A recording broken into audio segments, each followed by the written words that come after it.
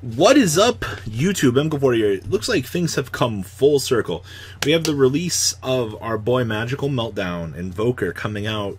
Actually, it should already be out at the time of this video going up, so yeah, I should look forward to that. But last weekend, we had Invoked True Draco get 12th place at the Omaha, Nebraska regional. This is the exact same regional that we had True Draco, or we had Six Samurai win the event. Now, it was 217 people. I think a lot of these numbers and things coming out, it's kind of important to just kind of look at these. Now, we've seen True Draco be this powerhouse behind the format. Floodgates, things like, even down here in the side deck, we have Rivalry, we have Goes in matches, even so much to another extent, Spell Fragrance coming into the meta as progressive outs to kind of slow down the metagame. Now, those of you that don't know, we had Invoked True Draco once upon a time ago. A lot of people kind of strayed further away from the extra deck variants just because playing Monarchs Erupt, you get a little bit more value out of things, which can be strong and bad, but decks like this would create their powerhouse. They would hide behind Masterpiece, and they would create powerful fusion monsters through Alistair. I mean, your core normal summon in this deck isn't limited because your True Draco spells are giving you additional normal summons. So, something kind of cool that this deck had going for it. Also, playing things like Ignis gave you access to Purgatrio, Cocytus, and Ragin through just these odd elements. So it's kind of something cool that this deck had going for it.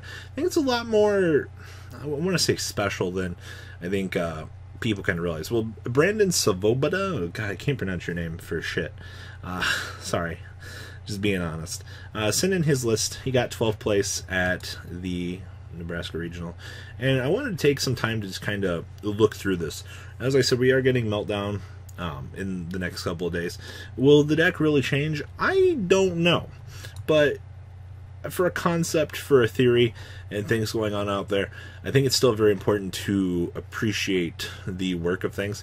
And if you were straying towards this deck on release with Meltdown, you might potentially be like, oh, well, shit, you know, like, it topped without it, so let's give this a shot. So I do have his match breakdown. We'll get into that afterwards here. So anyway, this is Brandon's list. So, one copy of Dynamite, honestly the best damn card in the deck. We have 2 copies of Ignis Heat, maxing out on this a little bit too much. I think 2 seems to be right about the right number. We have 2 copies of Majesty Maiden. You don't want to exceed on...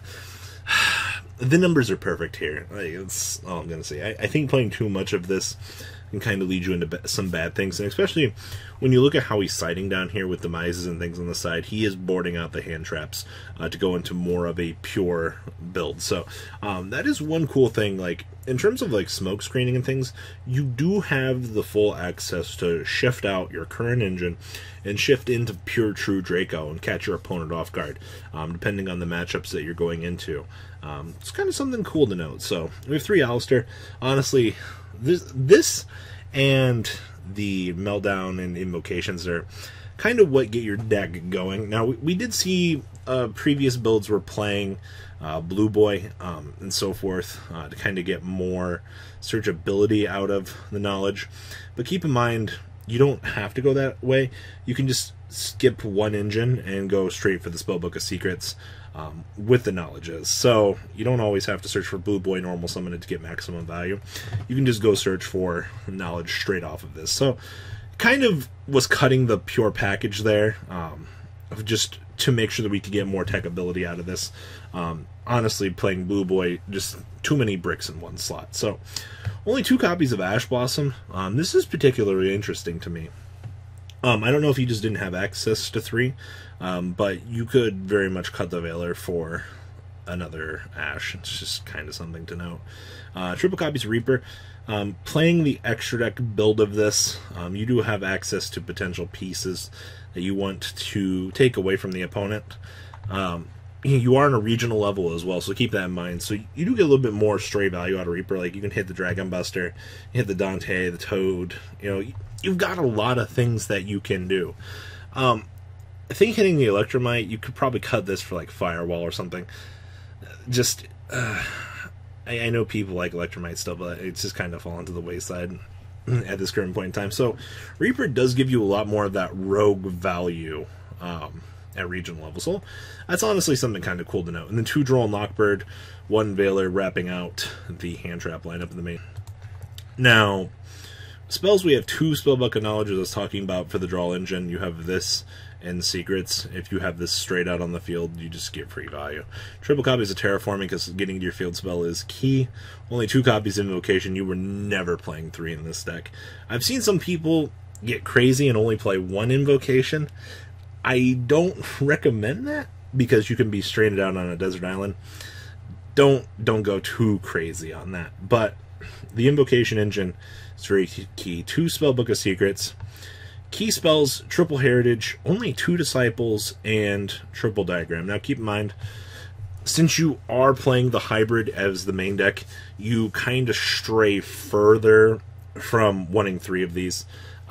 You're already 42 cards as it is, so something had to kind of give way here. So I understand only playing 2 of this, because you are more focused on the Invoker engine in the main deck. So we have Triple Dragonic Diagram and 1 Meltdown.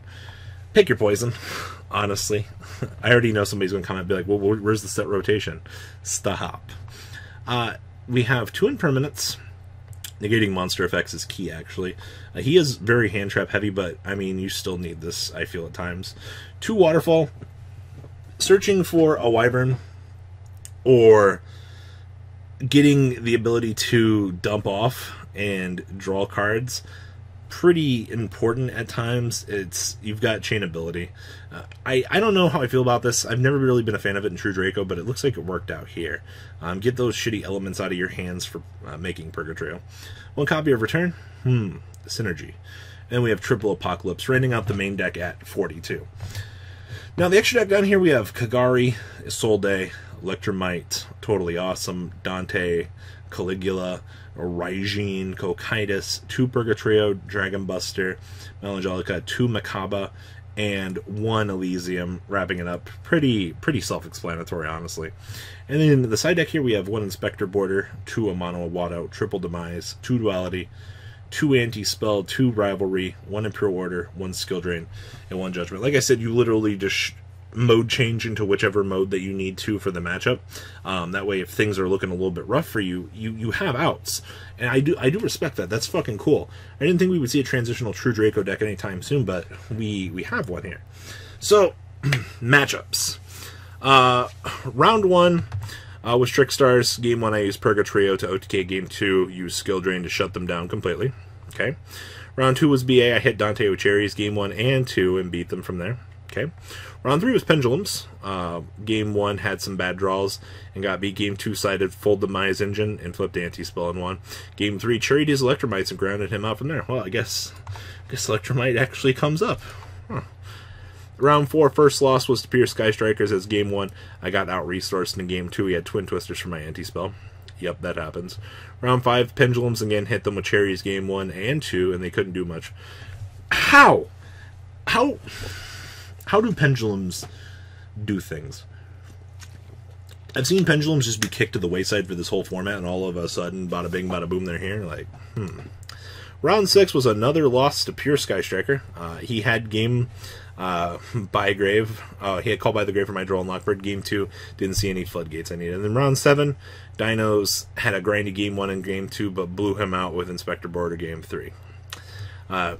Brandon also said, shoutouts to James Colby for letting me borrow Impermanence and Dante. My friends Nate and Dawson that I came to the regionals with, to the Lincoln local community, because they made me feel welcome, and I started playing last year. And lastly, big shout out to Andrew and the Easy Gamer community, because I wouldn't have come this far without them. That's actually really sweet. You know, always remember the people around you in these communities. You know, they might be up and coming players, but you have to make these people feel welcome. You know, we've kind of reached that point to where we've become community based. So always appreciate those around you. Don't try to be an asshole at these events. Just always appreciate the people that you're with, the people you go with, and always appreciate your roots when you go to these events, because excellent people and things like that definitely are what makes the community great. So guys, please leave a comment down below. Tell me you guys think about Brandon's list. Brandon, thank you for submitting your list. I definitely look forward to seeing some more crazy shit come out of True Dracos in the near future, because regional season's just begun. Alright guys, that's all I got. Peace on. The ride never ends, guys. Make sure you enable those notifications to get the latest videos that are being posted on this channel. Make sure you guys check out VanCole40 for my Cardfight Vanguard channel, and join me and House of Champions on the Zodiac Duelist TV Twitch stream. We'll be interacting with our audiences. And please check out No Limit Gaming and LGTCG.com for the cheapest trading cards on the market. Thanks for watching, guys, and please have a good day.